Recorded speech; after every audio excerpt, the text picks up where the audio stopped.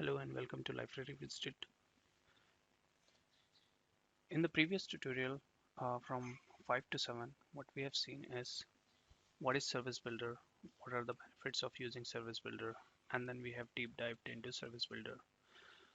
Further, we have looked into what is the use of service.xml, what all components are there in the service.xml, what all things we can do as a part of Service Builder, how do we add an entity in a Service Builder, and how do we write remote and local Service Builder methods inside the IMPL classes. In this tutorial, and from now onwards for 5 or 6 tutorials, what we are going to look into is web modules of Liferay, how we can create a module in Liferay and place it on a page. So we'll start with creating an employee web modules, then we will implement the main view of that module, and then we are going to create an edit view. Then we will try to implement some sort of validations. Then we will add some CSS and JavaScript resources.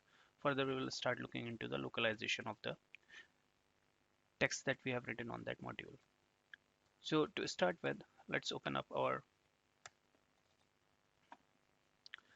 Eclipse. And in Eclipse, we had already started our server, and we'll go into Liferay workspace, click on new, and we'll click on Liferay module project.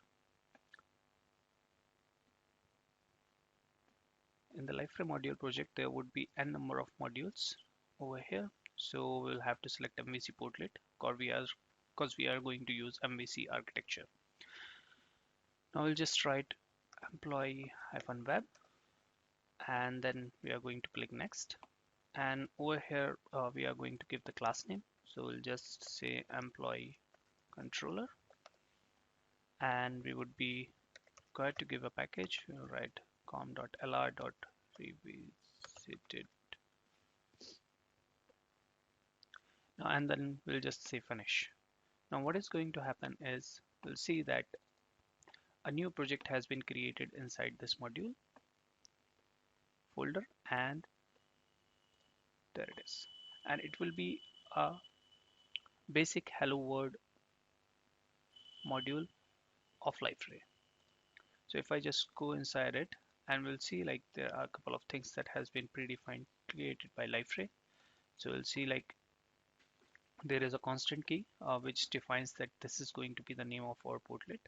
And if we further look into the detail of this employee controller portlet.java, over here we would be having a lot of things. So for example, if you see in the property, we can define in which section this particular portlet is going to land. Earlier we used to do this in portlet.xml, but now since we are in a OSGI world and we are going to use this at the rate of component annotation, that's where we are going to define everything. So over here we can define like from where it needs to load the CSS class, and then the instantiable, whether this portlet is going to be a single instantiable or it is going to be multiple, we can define over here. Then the display name, what the display name is going to be, you can just add it over here. Then the path from where your JSP files are going to be pulled up, then a basic parameter, then the name of the portlet, resource bundle in order to do the localization, and then the security roles, like who all people are going to be able to view this portlet. Now this is for the just a portlet class. Now further, if we look into our build.gradle, over here they have defined a lot of things.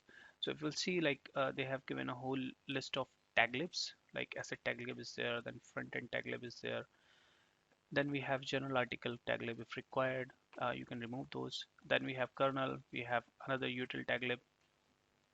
Then these are some specifications for portlet. So for example, like JavaX Servlet API, we have 3.0.1. We have JSTL tag lib to use JSTL tag libs. Now we have OSGI, which defines that this particular module is going to be an OSGI one. Then we have implemented a CSS builder, which is going to build our CSS files. Now further, if we look into our SRC over here, we will see a lot of things. So for example, if we go into SRC main resources content is going to hold our language.properties file. where all of these properties would be read by Liferay, which we are going to define in the JSP file, and these would be converted into these text. So in the meta-env folder in the resources, we would be having a couple of more things. So CSS file are defined in this main.scss file, so which is going to be utilized by this CSS builder, and from SCSS file it is going to convert these into CSS files. Further, we have init.jsp. So all of those JSPs now resides inside meta-env. Earlier they used to reside under web-inf folder. So if you see, like, they have already defined some JSTL, for example. So they have defined some tag libs, for example, core. They have given portlet API, then AUI, portlet theme, UI, whatever we want to use in our JSP, we can use those. In the same way, if we look at the view.jsp, what they have done is they have included init.jsp by default. And then inside a paragraph tag, they have called something which is Liferay UI message. And from over here, they have called employee controller.caption. So this caption is going to be read out from language.properties, and it is going to be displayed inside our controller. So now if we go over here, employee controller portlet, what we can do is we can just give something like this, do view. Although this is not required, I'm just writing it because normally you should have a render method in your portlet controller class. If not, what is going to happen is it is going to call the super, because we are extending MVC portlet class, and from the super it is going to call the do view. So if you see in the do view of this MVC portlet, it would be same, like it is going to include the view template. View template is going to be read out from over here like this, and it is going to display the view.jsp. So I've just written it over here, and then further let's try to deploy this particular portlet and see how this works. So one way to deploy this portlet is I can go over here, I can go into the modules and then click on employee web, then I click on deploy. Now this deploy is going to create a jar file, and this jar file is going to reside into my Liferay workspace bundles and in the modules over here. That's one way to do it. Another way to do is like I can just pull this and drag and drop over here. So as soon as I click on that, what is going to happen is by default Gradle task is going to get started in the background. If you see, like, task module, and then it is going to deploy into my Tomcat server. So if I see, like, we will get a message saying that com.lr revisited has been already started. Now let's go back to our Liferay home. So if we go to our Liferay home, to deploy this portlet somewhere, we need to create a page. So let's start with creating a page. I'll just click on add and add page. So in this add page, let's select something blank, and then let's write employee. So now if I click on add, this page is going to get added to the Liferay navigation. But before that, we need to publish it. So what we are going to do is, since we have added this portlet, it's a portlet, not a fragment. So I'll just go over here and I click and I'll search for employee. So if you see, like, over here inside the widgets, there is an employee controller. So if I go again back to widget and I just keep on closing those until I reach to sample. So inside sample, you will see, like, we have something which is employee controller. There are two as of now, because earlier I was deploying one of my custom modules, which was also named employee controller. That's why there are two. So I'll just drag and drop that particular one of those into over here. So if you see, like, this has been created and it has been deployed, and I'll just click on publish. So once I have clicked on publish, I can go to employee page and I'll see that that particular portlet is being shown on this page. So now what is going to happen is, okay, so if we look into this over here inside Liferay 7 Tomcat, we'll see that employee web is there, and then it has been started and synchronized. So if we right click over here and see, we can restart this module, we can stop, we can remove, and we can redeploy this module.